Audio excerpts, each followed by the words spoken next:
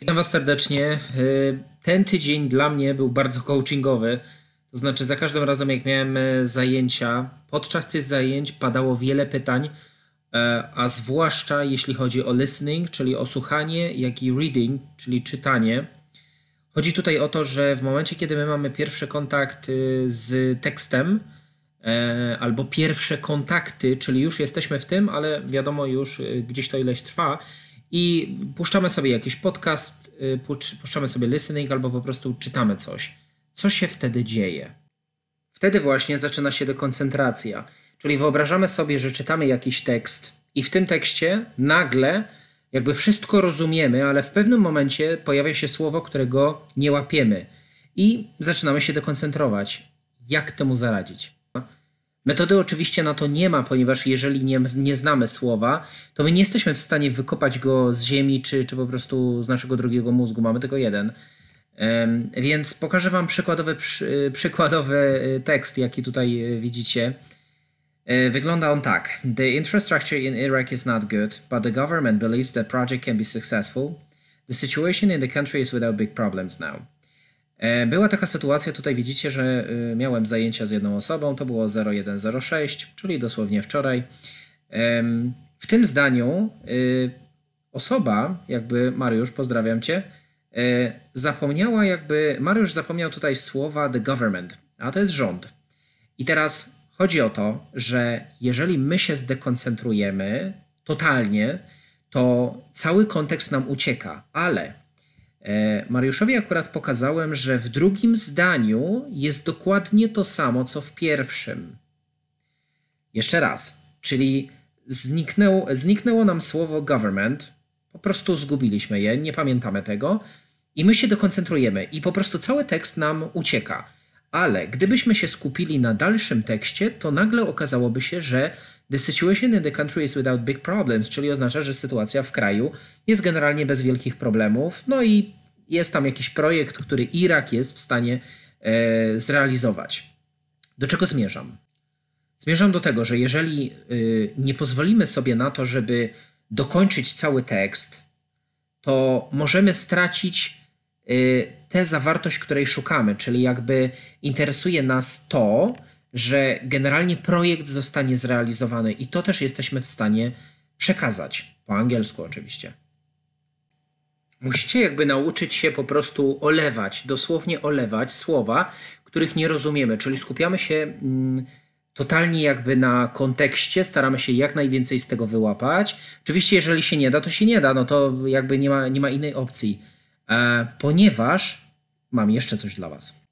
Dzisiaj odkryję przed Wami brudną prawdę, jak to rzeczywiście u mnie wygląda ze słownictwem. To jest mój dysk lokalny D. Co tutaj się znajduje? Tu się znajduje tak.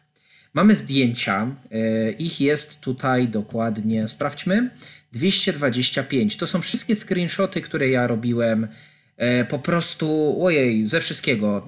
Z telewizji, z gier, kiedyś jak bardzo dużo grałem. Oprócz tego mamy kolejny folder, gdzie kolejne są screenshoty. Zaraz powiem, do czego zmierzam. 782, czyli w każdym jest jakby zawsze jakieś słówko. Następne mamy 4674 screenshoty, które ja zrobiłem i one są wypchane słownictwem. Tu są jakieś pierdółki. No to jedziemy dalej. Tu mamy zdjęcia do posegregowania. Proszę bardzo, screenshoty. Wszystkie screenshoty, które ja kiedyś robiłem, one zawierają ile? 5 giga. Czyli tak, tutaj mamy screenshoty, w jednym jest 235.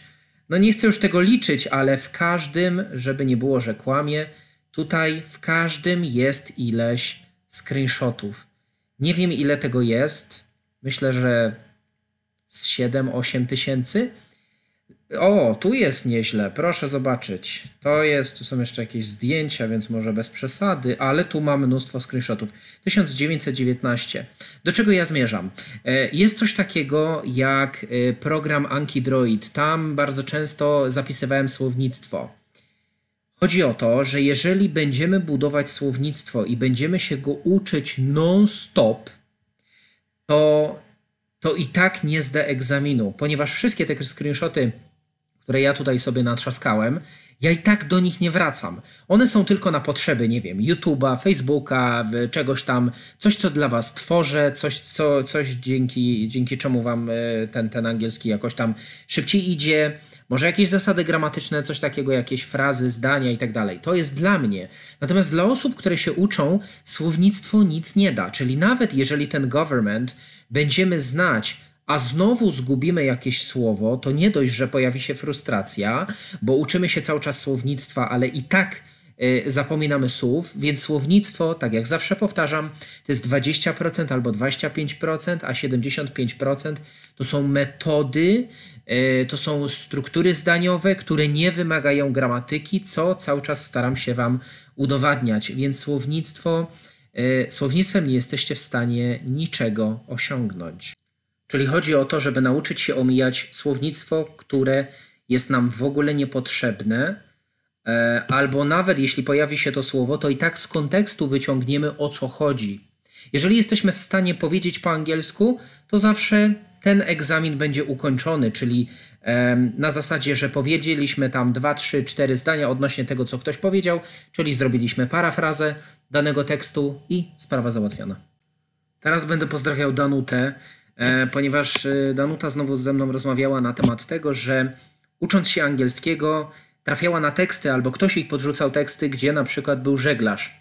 No i taki sailor tak zwany, no okej, ktoś tam może kojarzyć, ale tak stwierdziła po iluś latach, że Maciek, po co ja się uczyłam w ogóle tego żeglarza? Mnie to w ogóle się nie przydało. Do czego zmierzam znowu?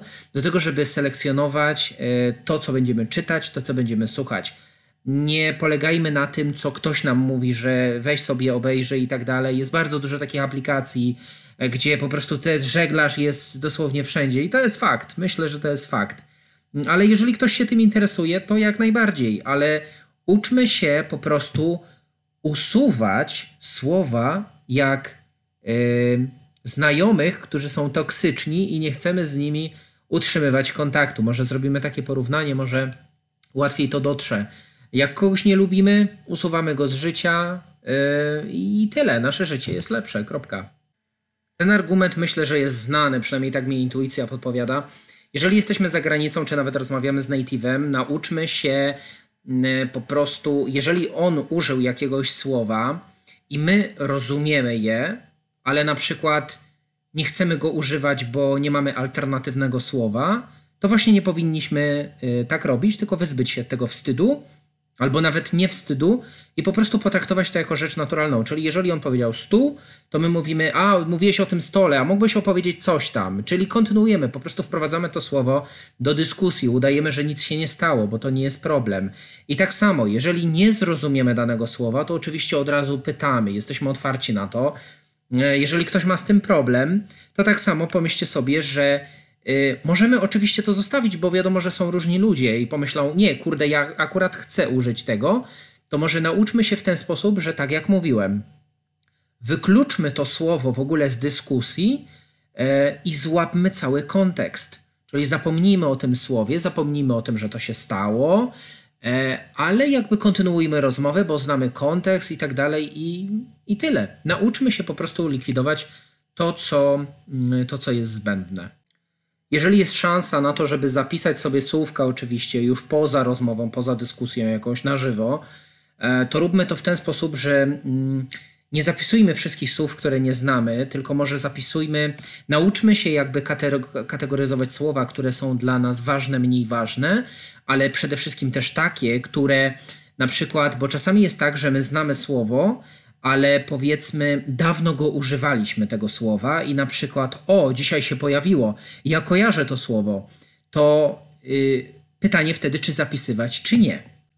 Zdecydowanie nie, no bo skoro dawno się użyło tego słowa, to oznacza, że ono gdzieś tam jest mało wykorzystywane, albo przynajmniej przez nas. Uczmy się budować własne słownictwo, czyli takie, jakie rzeczywiście po prostu my jako Polacy stosujemy za dnia.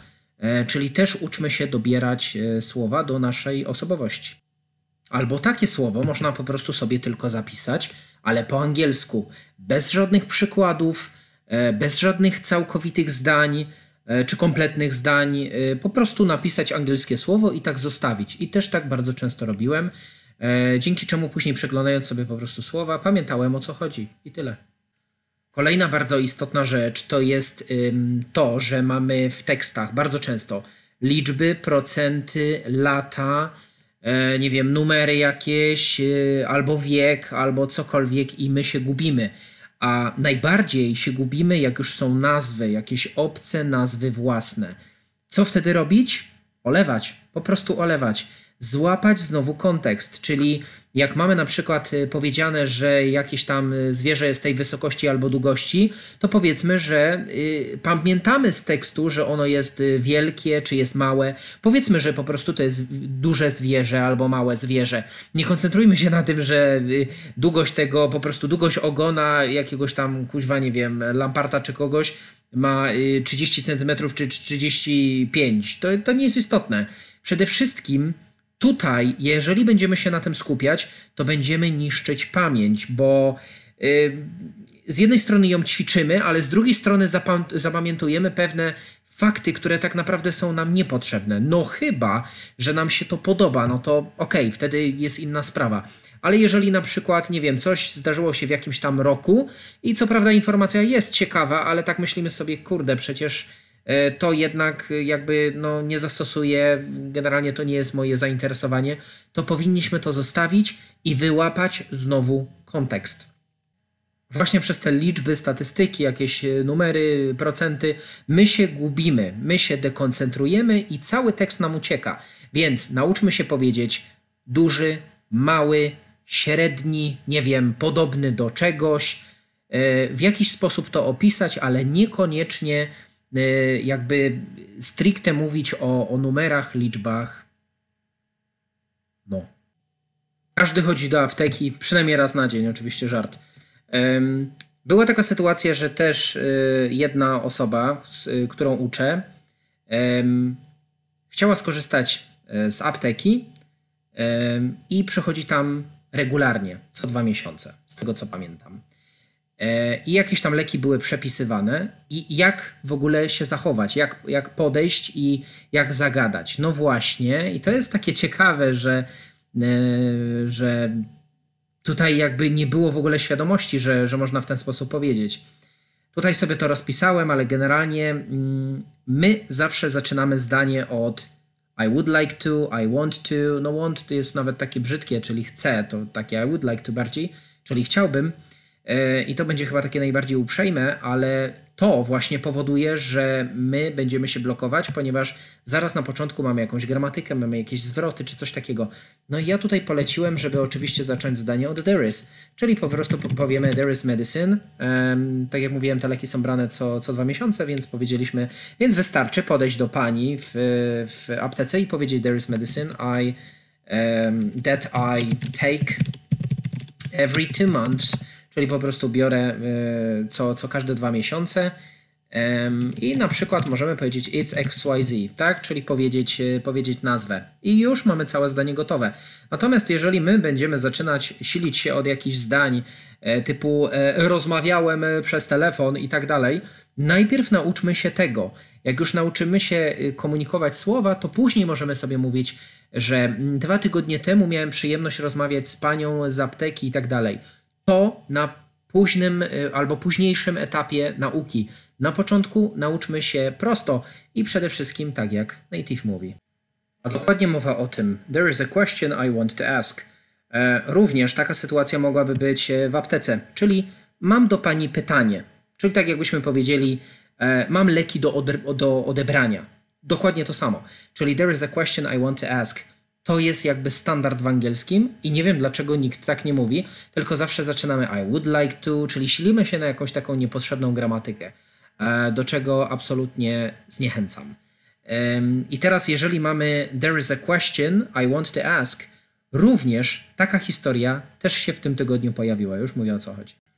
Kolejna osoba, z którą miałem przyjemność właśnie w tym tygodniu, również zapytała o coś podobnego, tylko że była tutaj kwestia kosztorysu, czyli tak zwane valuation, wycena. Pytanie padło, jak powiedzieć, że są pewne rzeczy w tym kosztorysie, które na przykład trzeba uwzględnić, albo po prostu, że tam są pewne rzeczy. Powiedziałem dokładnie to samo, czyli zaczynamy zdanie od there is things that are in valuation. I było takie zdziwienie, jak to jest możliwe. No właśnie tak to jest możliwe, ponieważ takie zwroty, takie struktury zdaniowe native używa cały czas, a my ciągle uczymy się niepotrzebnej gramatyki. A tutaj dowód, ponieważ there is jest stosowane w liczbie mnogiej również. No jak ktoś wie, to fajnie, a jak nie, to proszę bardzo. There's people, czyli oznacza, że są ludzie, którzy wierzą w to. Mamy prostą konstrukcję, przekazanie informacji jak najbardziej również omijamy gramatykę, ponieważ native też ją bardzo często omija. To, na co ja bym zwrócił uwagę i przestrzegał, bo też padło takie pytanie, właściwie stwierdzenie i zaraz o tym powiem. Tutaj mieliśmy takie słowo, które pojawiło się właśnie tak jak widzicie, czyli każdy by powiedział authors, a to się czyta authors. I znowu, punkt jest taki, że bardzo często myślimy, że dane słowo wymawia się w ten sposób, ale ono wymawia się inaczej. Więc wymowa zdecydowanie na pewno ma większe znaczenie niż jakieś słownictwo, ponieważ dzięki temu na pewno jesteśmy w stanie więcej zrozumieć. No i Mariusz tutaj zapytał mnie, no to w takim razie, kurde, ja muszę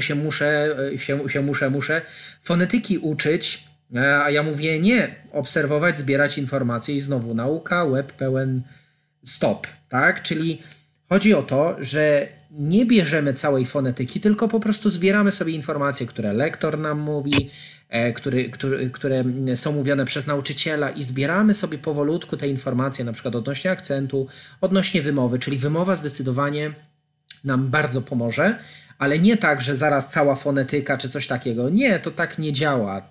To nie jest...